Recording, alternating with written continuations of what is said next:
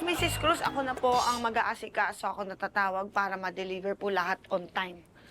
Opo, huwag na kayo problema. Okay po. Thank you po. Bakit? Wala naman. Parang may something lang sa'yo. Ano? Mukha kang reporter ngayon. Porter? Oo.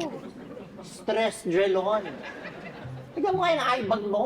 Yung pores mo, yung pimples mo. Ano ka ba? Janice, wag mo kakalimutan ng self-care kasi napaka-importante niyan. Oo nga, nako.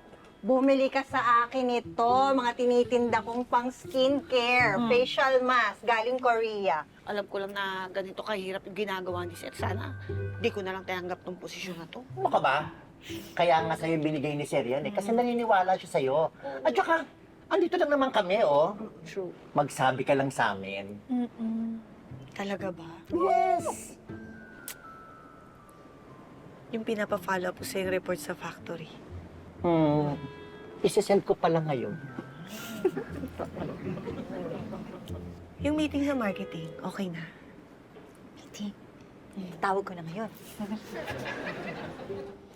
Pag mo sabihin sa akin, nakalimutan mo yung deck na hinihingi ni Mr. Inocencio. Ay, hindi. Na-send ko na. Kaya nag-reply na ba? Nag-reply na! Binigyan mo kay Janice yung reply? Oo naman! Ay, di ba? Ganyan.